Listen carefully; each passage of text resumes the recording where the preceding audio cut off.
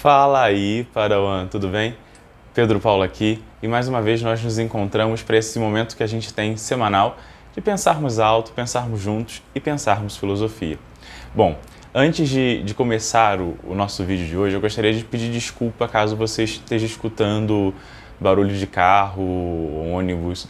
Eu estou bem no centro de BH, né? Essa semana eu vim para o Seminário Internacional de Emmanuel Levinas. A gente veio discutir um pouco sobre o pensamento levinasiano no Brasil e eu vim apresentar um trabalho. Então, assim, só para não deixar você sem vídeo essa semana, eu estou gravando antes de pegar o voo de volta para o Rio. Então já fica aí o meu pedido de desculpas caso o som não esteja da melhor qualidade possível.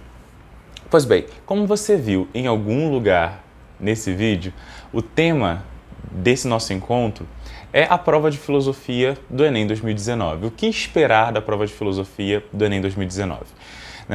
Eu tenho visto muitas pessoas se desesperando em relação às possíveis mudanças. E, sobretudo, aos professores de humanas tem se tornado um discurso comum a ideia de que nós não sabemos como será a prova do Enem. Nós não sabemos como será a prova do Enem. Isso é um fato, né? O atual governo, né, ele propôs em diversos momentos de sua fala, através do ministro, sobretudo do ministro da Educação, o Abraham Weintraub, que a prova do Enem passaria por mudanças e não é a primeira vez que isso acontece. No ano de 2009, a prova do Enem também mudou bastante, não é? Ela foi completamente reformulada e dessa vez a gente vai ter uma reformulação de caráter ideológico. Apesar do nosso presidente, e esse nosso bem irônico, ter sido eleito de uma maneira a prometer um governo não ideológico, ele tem feito sim um aparelhamento ideológico do Estado, não só pela nomeação de cargos, mas também pela conjuntura de ações políticas que ele tem feito no Estado. E é óbvio que isso pode e parece vai afetar a prova do Enem. E é isso que tem causado um desespero por parte de alguns alunos, né? Sobretudo aqueles com quem eu tenho contato. Eles têm se desesperado muito sobre o que esperar da prova. Há um pouco mais de uns 30 dias, o ministro da Educação disse que nós deveríamos esperar uma prova de conhecimentos, não esperar nada como Marx e feminismo na prova, enfim. E isso já é um roteiro. Isso quer dizer que você não precisa saber esses temas, que você não precisa estudá-los? Ao contrário disso. Né? Saber Marx, saber feminismo, vai te ajudar muito não só na execução da prova, de modo geral, mas também na tua redação. Pedro Paulo, mas eu vou citar Marx numa redação do Enem do governo de Jair Messias Bolsonaro? Sim, você pode fazer isso sem problema algum. Você não deve esquecer que quem corrige a sua redação não é o presidente da República, Jair Messias Bolsonaro, mas é um professor de letras, um professor de língua portuguesa ou um linguista.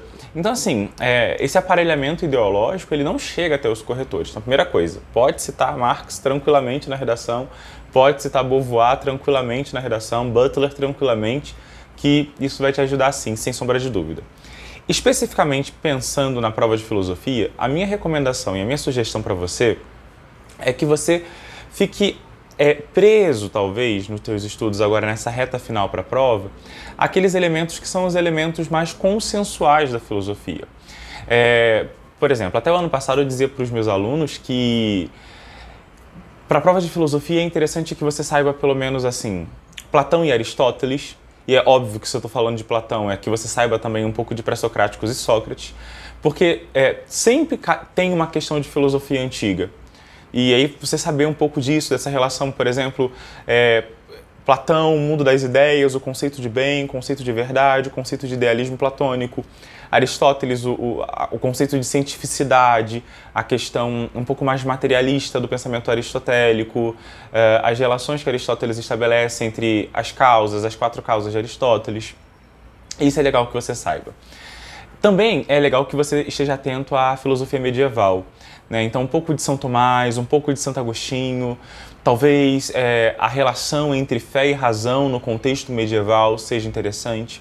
Sem sombra de dúvida, você deve focar na filosofia moderna, sobretudo Descartes, Kant, Hume, Spinoza, Locke, Esses pensadores, eles vão ser privilegiados, eu tenho quase certeza disso, sobretudo porque são pensadores que já aparecem com relativa frequência na prova do Enem. Outra coisa que é legal a gente poder não esquecer é do contratualismo, né? Se você puder lembrar um pouco do Hobbes, né? Rousseau, o próprio Locke na questão do contratualismo lockeano, pode ser interessante. Ainda, talvez, né, dar uma ênfase maior às questões um pouco liberais, então, por exemplo, a noção de liberdade lockeana, a noção do Estado lockeano podem te ajudar bastante. E, por último, da filosofia contemporânea, pensar talvez autores que não sejam tão polêmicos assim. Nietzsche é interessante? Sim.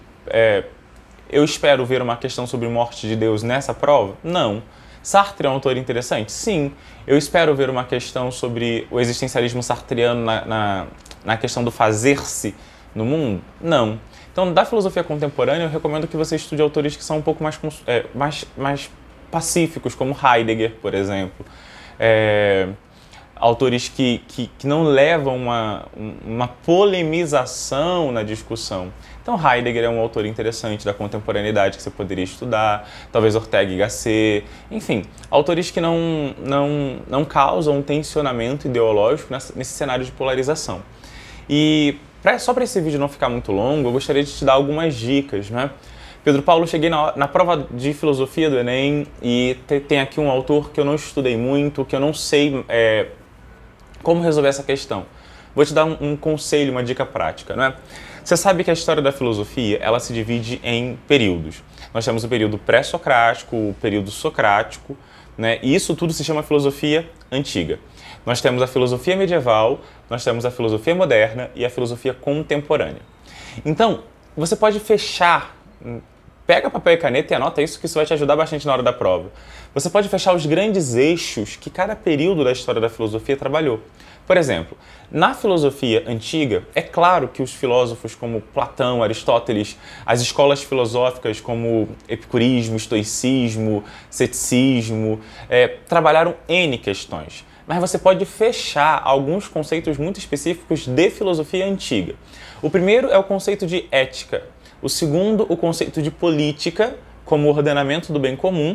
E o terceiro, o conceito de felicidade. Se você guardar essas três informações para a filosofia antiga, mesmo que caia um autor que você não tenha muito conhecimento, e você consegue pelo menos identificar, pelo dado que a questão dá, que esse autor é da filosofia antiga, então que ele é ou do século V da era cristã para baixo, você consegue resolver a questão com um pouco mais facilidade.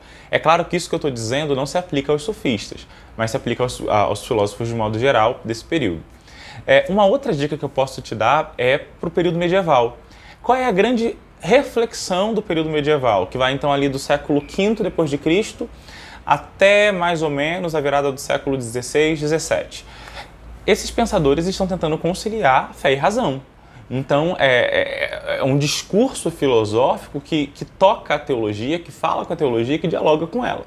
Então, assim, a conciliação de fé e razão. Na modernidade, existem duas questões que estão sobressaindo. O que é a modernidade? É esse período que vai aí do final do século XVII, até a virada do século XIX. E nesse momento da história, os pensadores estão pensando, primeiro, como é que nós entendemos o mundo, como é que nós compreendemos o mundo. Pensa que, nesse momento, você vai ter a disputa entre o racionalismo cartesiano, né, e o empirismo, entre uma escola francesa de fazer filosofia mais racionalista, mais ligada ao idealismo racional, e o empirismo mais ligado ao materialismo e à sensação, à experiência. Então aí, de que modo nós conhecemos? Pensa que é nesse período também que nós temos o Kant fazendo a formulação do criticismo,